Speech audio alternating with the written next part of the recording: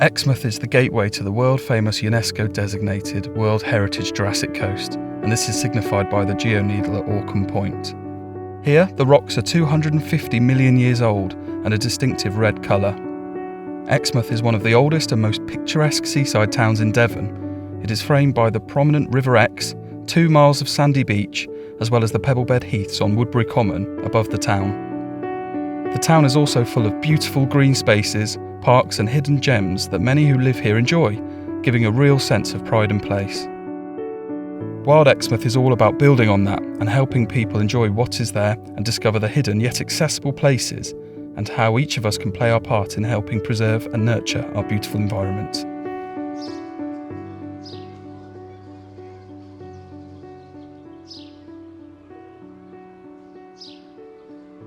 Hi guys, welcome to Bapton Valley, part of the Wild Exmouth project today. We're just going to go on a quick guided tour and have a look round. Bapton Valley is a really nice hidden gem in the middle of Exmouth, great for biodiversity, for wildlife. We're just going to go and have a look round at this brilliant nature corridor. You may have seen it as part of your Wild Exmouth map. Hopefully you've had one of these through the door already. There you go.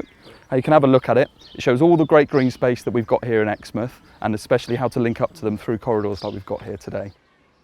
Wild Exmouth is a 3-year project. We've been particularly interested in bringing people to nature and connecting them as well as we can. So the green spaces in Exmouth are brilliant and they're not often shouted about as much as we'd like. We've got loads more going on in terms of volunteering and getting involved, including this guided walk today. So should we go?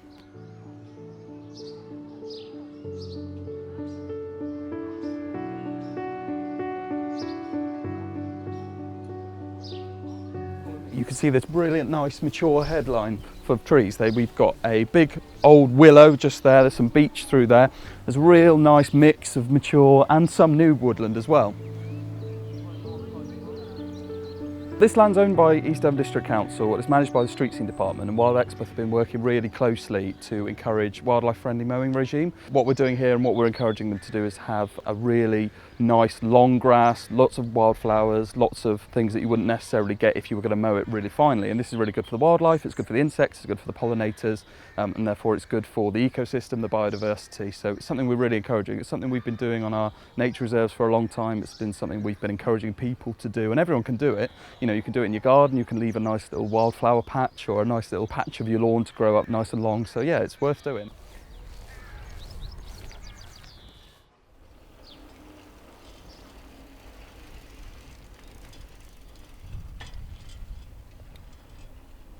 I've been involved in Wild Exmouth for the last 2 years as artist in residence and looking at particularly growing more orchards and connecting people back to the land through beautiful, productive landscapes that also benefit wildlife as well as people.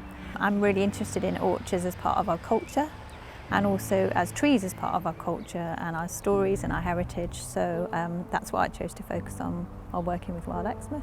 We are so lucky because we have so many brilliant landscapes that we can access. They really, I think on so many levels, bring so much more into our lives in terms of well-being, relaxation. At the beginning of my residency, I ran an event called Celebrating Trees, which was looking at how people might really celebrate and connect back to the trees that are already in Exmouth. We set up a space which had a tree library. We had people doing talks. We had a whole visioning session around tree planting in Exmouth. And we also had reflective and creative activities on in the park amongst some of the huge, beautiful specimen trees there. For example, we had a listening post under one of the oaks, which was playing bird song of birds that would normally inhabit an oak of that size. I wanted to give a very kind of multi-dimensional, joyful exploration of trees, what they bring into our lives and our culture, and then take that on and plant new trees with people. And the orchard trail that we're on today is one of the outcomes of that.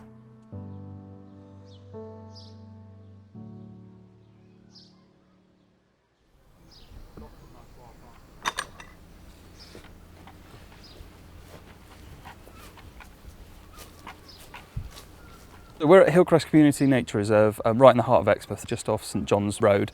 It's Wild East Devon's newest nature reserve, and we're here with the Wild Exmouth team today doing some practical conservation volunteering and part of the orchard.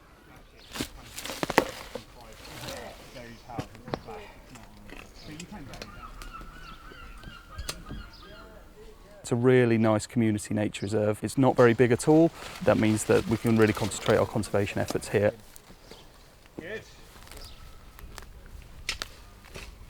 I love being in nature. I love being able to help create beautiful spaces that people can enjoy. I think anyone who gets involved in their local community is going to give them pride of place, and this sort of project definitely does that. And I know as a local resident that I want my space around me for myself and my friends and my children to be lovely. So yeah, I think it definitely makes you feel more involved in your community.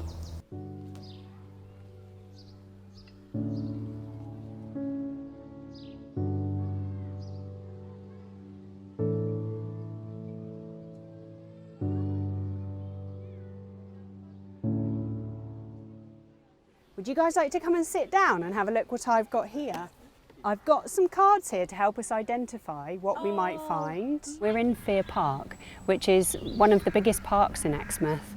We're here with some local families and we're doing a bug hunting activity. We've got sweep nets for swooshing through the grass, and they will scoop up any bugs that are living in the grass. And I'm going to set you a challenge. It's called the Mini Beast Bingo Challenge. What we're doing today is we're investigating what lives in Fear Park, what else calls Fear Park its home. Some of them crawling and some of them flying. Oh, there's an ant there. That's called a capsid bug, Emily. That likes to eat other bugs. Oh. It's inspiring, and it might well inspire them to go home and want to find out more and come back another day with their own bug pots and their own information booklet. Can you see how many legs it's got, Thomas? Oh, I'm just going to have a guess, 8. Yes, you're right. All spiders have 8 legs. Well done. Oh, look, I think I can see the fangs of the spider. The activities that we've been developing as part of Wild Exmouth that are coming up and will be continuing over the coming years are family activities for bug hunting, natural craft, a bit of campfire cooking. We're also doing some adult-based activities with yoga in the park and Tai Chi and some mindfulness sessions. Hopefully there's a bit of something for everybody, and we're also going to be dipping our toes in the sea with some wild swimming too. Like this earwig thing. Oh, that is definitely an earwig thing.